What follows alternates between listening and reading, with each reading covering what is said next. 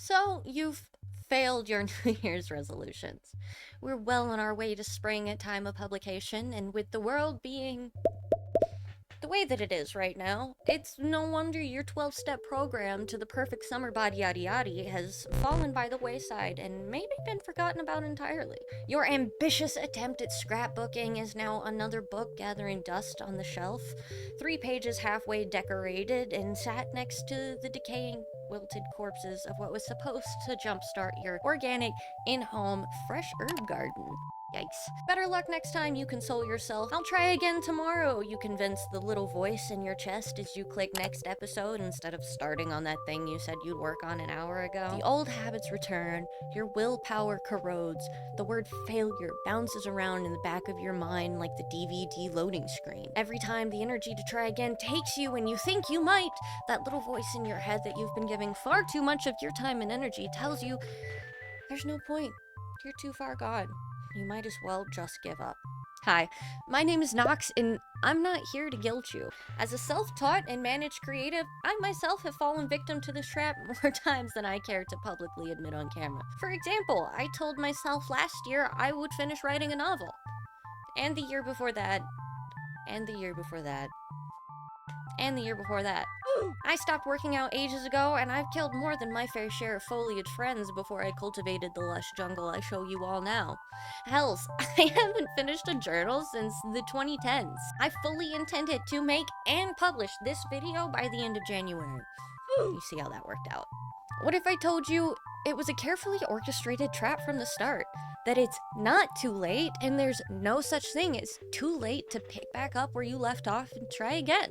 I mean, really, whose idea was it that we were all going to miraculously wake up on January 1st with not only the tools, but the self-discipline and the willpower to fundamentally change our lifestyle from the ground up? That's not really how people work. I can hear some of you now already. Nox, I did it. I did. Nox, I woke up one day and decided to completely revolutionize, change my life, and it worked. First of all, congratulations. Second of all, what you get up to in your manic episodes is between you, your therapist, and the walls of your establishment.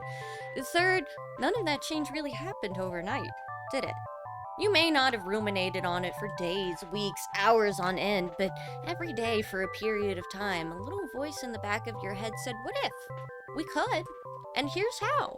Furthermore, how many times did you fall off the proverbial wagon before that change stuck for you?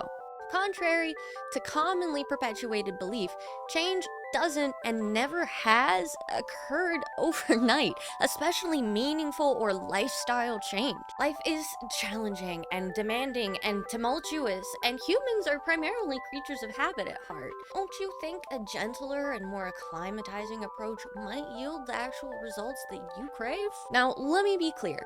I think goals and resolutions and setting your intentions and aspirations is incredibly valuable and important practice. But the key to success in these endeavors, and one of the biological characteristics of being a living thing, is adapting to change and evolving based on your circumstances. Here's an example. Say your New Year's resolution was to write a book. For no particular reason. That is what you told yourself that you were gonna do this year. That's what you said your goal was, and now it's there in the iron grip of your mind as your aspiration for the end of this year. Awesome. Now, every time you sit down and open that Word document, the subconscious expectation you have placed on yourself is to produce an entire body of work in 12 months. That's great. But now the pressure is on.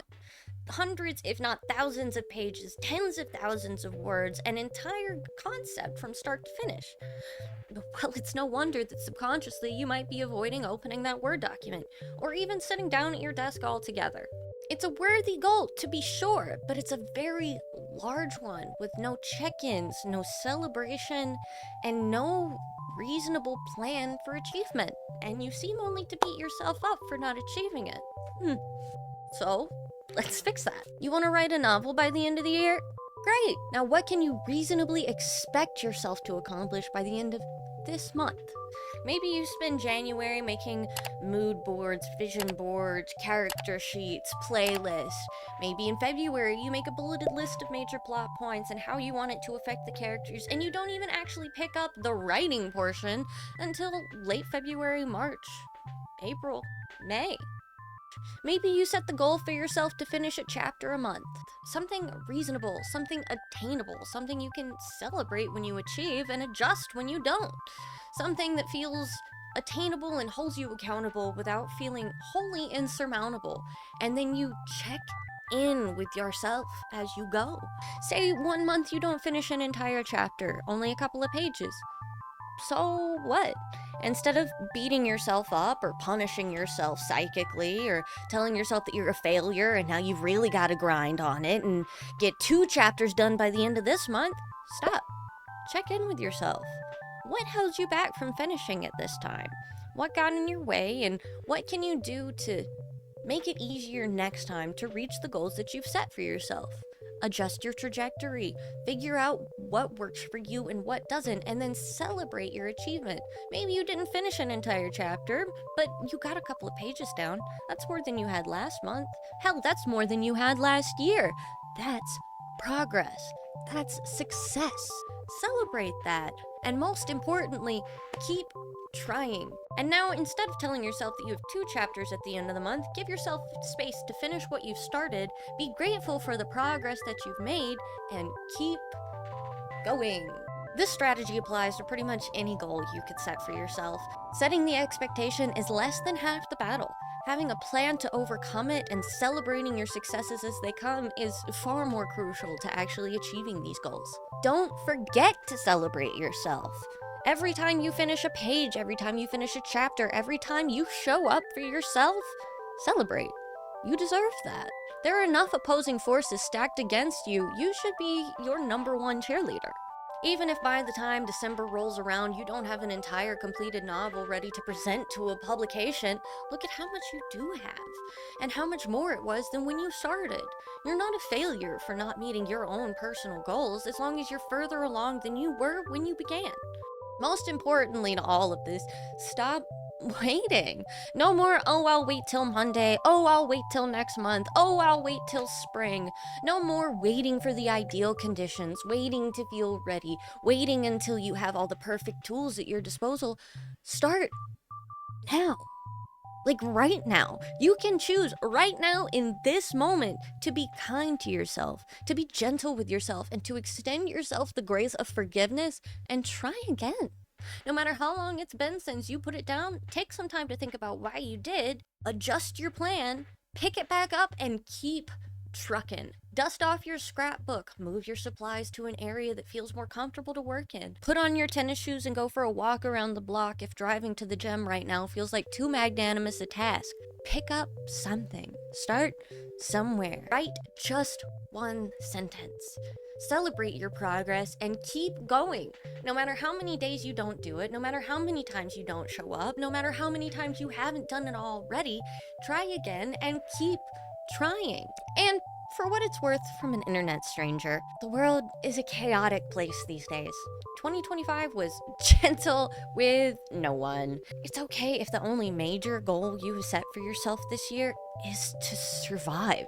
In this big year of 2026, where the rich get richer, our neighbors are disappearing without a trace, and the guilty are very rarely held accountable for their crimes, survival is a more than worthy goal. Maybe you're still reeling or recovering from what the year 2025 revealed to you, brought to you, put you through. It's okay if your goal is just to keep growing in the way that you have been, if your goal is to keep learning what you've been learning. Whatever your resolution, your goal, New Year's, Lunar New Year's, Sabbath, otherwise, whatever it is, my message is simple and my message is this. Keep trying. Keep going. Pick it back up. I believe in you. And be gentle with yourself as you go. Life is hard enough already, and there are plenty of opposing forces waiting to watch you fail and make fun of you for it. You belong in your corner, cheering yourself on and celebrating your progress. Take breaks, adjust, and don't give up. I believe in us. Tell me right now what goal you're going to pick back up today in the comments below, and I can't wait to see what you do.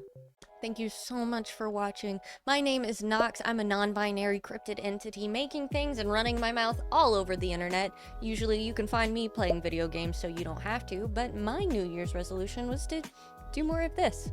Foster conversation, talk about the things that matter to me, and dispense all the wisdom I have gained in my almost 29 years of life. You can expect to see more of these in the future. I would love to see more of you in the future, so subscribe, turn on notifications, and join the Mausoleum.